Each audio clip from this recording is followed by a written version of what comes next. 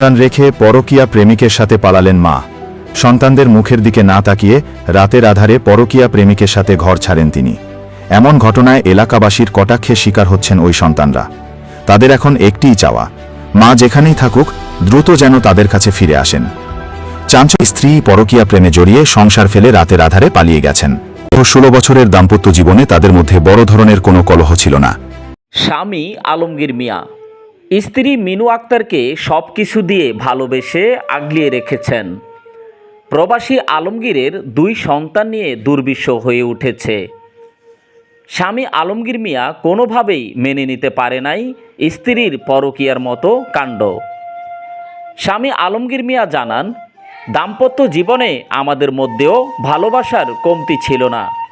কেন যে এই ঘটনা ঘটে গেল বুঝতেই পারি না। বাড়িতে শুধু বাবা মা নিয়ে থাকতেন প্রিয়তমা স্ত্রী মিনু আক্তার। স্ত্রীকে বিশ্বাস করে তার কাছেই প্রবাস জীবনের সকল টাকা পয়সা পাঠিয়ে দিতাম। যমজ 2টি সন্তান নিয়ে থাকতেন স্ত্রী মিনু আক্তার। সন্তান 2টি বলেন, আমার মা ইমুতে অন্য লোকের সাথে কথা বলতেন। আমরা নিষেধ করলেও মা কর্ণপাত করতেন না। আমরা লজ্জায় স্কুলে যেতে পারি না। অনেক মানুষ অনেক ধরনের কথা বলে। এত অল্প বয়সে মায়ের আদর থেকে আমরা বঞ্চিত হব তা ভাবতে পারি না। এ ব্যাপারে আলমগীরের বোন শাহানাত জানান, ভাবি প্রায় 1 সপ্তাহ হয়ে গেল চলে গেলেন।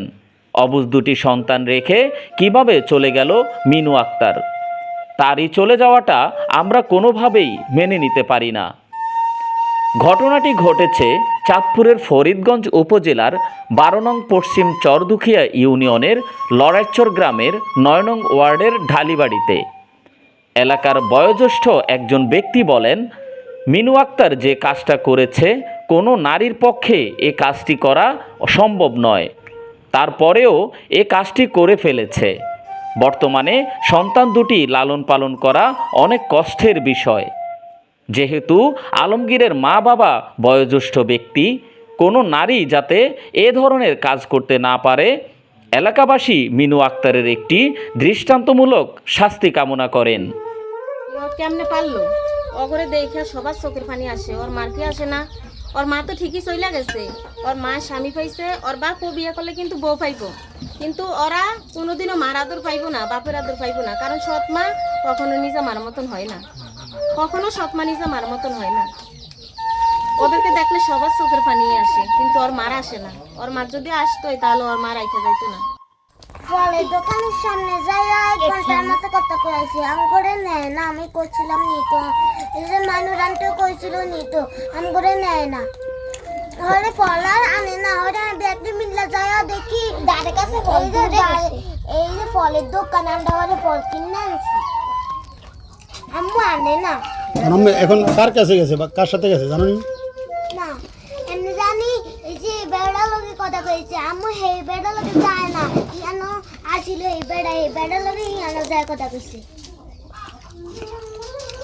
এখন তোমার আম্মু কোথায়?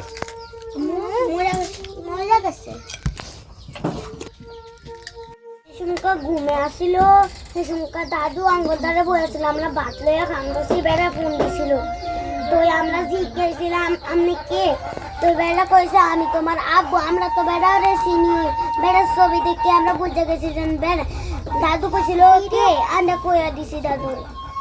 ভিডিও কল দিলে এই যে চেহারা দেখাইতো না, আম করে দেখলে চেহারা দেখাইতো না, চেহারাটা লুকিয়ে রাখ। আবার নানা আম করে হুমকি দিছে, কইছে যদি কস তাহলে আম সগরে মাইরালাম। সারা রাত জায়গা আমু কথা কইতো, সকাল হইলে ঘুম যাইতো। আবার ভূতের বাড়িতে গেছে, এইসবকা ফলে দোকানের কথা কয়ে আমি যাই বেড়ার লগে কথা কয়ে আইছে। অনেকক্ষণ আসিল, ফল টল কিছু আনে না। হ্যাঁ কার লাগেছে? আলামিনের সাথে। জানি না কইছে, আমু বেড়ার লগে গেছে। কোথায় গেছে আম্মু? বেড়ার লগে বেটা দেখছো? দেখছি। কোথায় দেখছো? আমার নানু বাড়িতে। বেটা আসছিল রাতে না দিনে? দিনে। আইয়া কি বলছে? আমরা শুনি না, আমি দেখছি বেটা আসছিল আর লানুগো ঘর আমগো ঘরের দিকে পাঠিয়ে দিচ্ছে। আচ্ছা তুইটা বয়স কত? 8 বছর। বাচ্চাটার নাম কি? লামিয়া সামিয়া। গেছে কবে? বৃহস্পতিবারে বউ গেছে, বৃহস্পতিবারে আসরের পরে দিয়া আসলে পরে দিয়া কইছে ডাক্তারের কাছে যায়। জি আমি